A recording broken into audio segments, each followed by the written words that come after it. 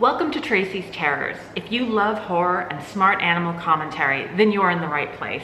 Today, Strigoi, VamPullet, and I will be discussing Rachel Harrison's 2024 novel, So Thirsty. Before we begin, a couple of notes.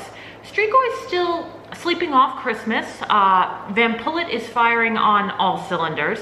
But if you want to get either one of them a belated Christmas present, please subscribe to the channel, visit the website, and follow us on social media. Okay, let's get started. From The Harpy to Night Bitch and beyond, novels with monstrous women are popular in contemporary literature. Every time I open a book, there's a female protagonist who expresses her authentic self by turning into some sort of a creature. Have I hit the saturation point yet? I hadn't thought so, until I picked up Rachel Harrison's So Thirsty. Harrison has very successfully covered this ground before with werewolves in such sharp teeth, but her recent turn to vampires foregrounds the potential shortcomings of this trope. In So Thirsty, the monstrous transformation conceit is the perfect scaffolding for schematic characters who operate on a cautious, crazy, tame, wild axis. The protagonist's, predictable move from the left side of this binary to the right supports a message that feels straight out of a dark chocolate ad. Go ahead and indulge.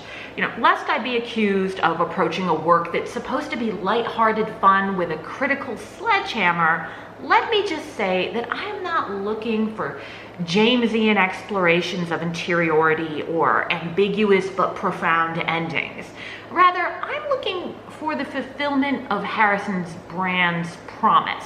I expect to finish a Harrison novel feeling like women have options and can be whomever they want. But here, the vision of female freedom feels unidirectional. It can only go one way, and unappealing, quite frankly. I have heard this book described as Thelma and Louise with vampires, and in a way, that's an apt comparison.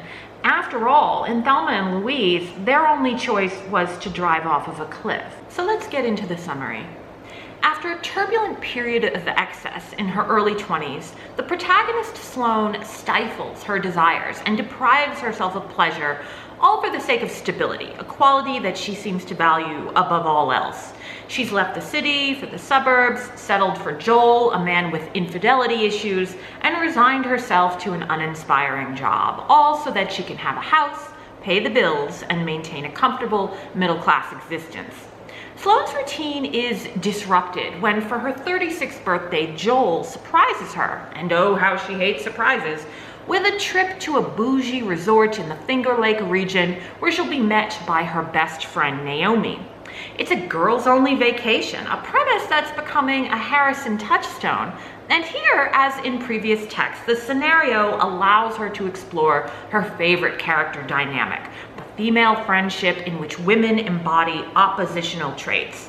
Naomi and Sloane couldn't be more different. A PR agent for her rock star boyfriend, Naomi travels the world, parties hard, and pursues adventure. It's not surprising then that during the first night of their gal getaway, she accepts an invitation to a party from a stranger, later springing it on Sloane as a birthday gift, an opportunity to escape her comfort zone. Begrudgingly accompanying Naomi, Sloane discovers that the party is actually an orgy and their hosts are actually vampires. The friends are quickly turned into bloodsuckers, and Sloane has to decide whether or not the transformation is a gift or a curse. Will she deny her thirst and condemn herself to an eternity of unsatisfied longing?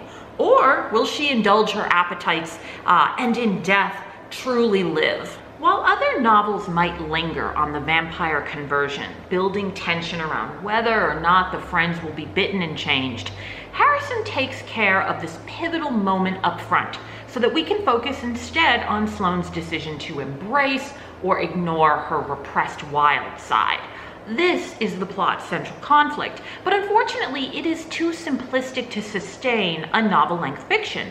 Far too many pages are given to outlining each side of the divide. If Sloane is uptight, Cautious and drab, Naomi is uninhibited, daring and vibrant. Constraint versus freedom, reserve versus release. The antithetical pairings are endless and unnecessary because the dynamic is, pretty basic and it's been laid out very early on. Moreover, there's no real exciting anticipation because Sloane's eventual movement from one side of the spectrum to the other is inevitable. Of course she'll embrace liberation and authentic self-expression. It's a Rachel Harrison novel. I sound almost embarrassingly peevish here, and I think it's because I'm a little tired of the message that Harrison's book delivers. It's one that bombards women every day.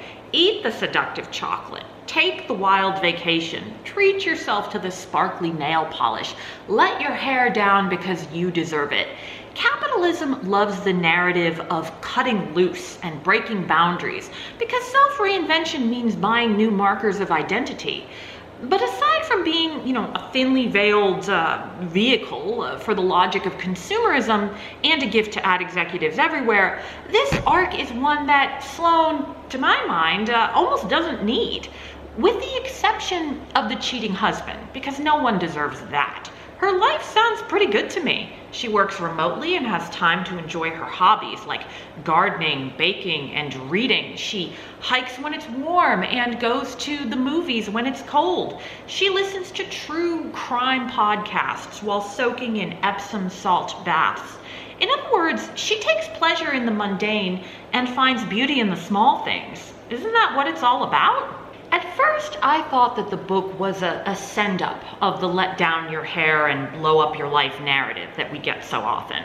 The vampire lifestyle is a clear counterpoint to Sloane's, and it seems pretty awful.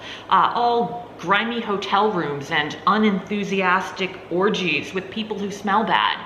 But what I initially took for an ironic critique of an increasingly overbearing concept was, as I realized by the end of the book, really just a straight up celebration of it.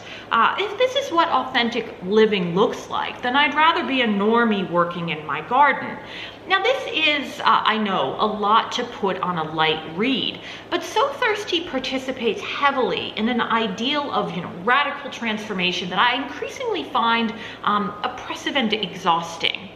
While Sloane's personal development feels kind of paint by numbers, Alice, an elderly vampire with a bit part in the story, skips simple coloring outside of the lines to scrawl revolutionary slogans on the wall. The treatment of Alice, again, she's an older vampire, sits uncomfortably in a book that is at bottom about the challenges women face as they age. She's fascinating, and I would absolutely kick out some of the other characters for more of her. So if you read this book, be on the lookout for Alice and tell me what you think about her treatment. But don't listen to me. These are just the natterings of a middle-aged woman. If you like Rachel Harrison's novels, then you will like this one as well. Believe it or not, I do. Her winning formula is still there. It just feels like it's been stripped down to its most basic components. This simplification has nothing to do with vampires per se. To my mind, they are the most interesting and complicated of creatures, but instead with a narrow idea of what these monsters can be. I don't see why vampires have to live as extroverted nomadic rock stars. In my fantasy world, they can have their blood and their podcasts too. What kind of vampires do you favor? Tell me in the comments. Do you like vampires who fit into the ordinary world, taking the pleasures that it offers, or do you like the ones that are, completely feral and kind of off the rails? Let me know in the comments. And if you enjoyed today's episode, please subscribe to the channel. It is the best holiday gift that you can offer to VamPullet, Strigoi, and myself.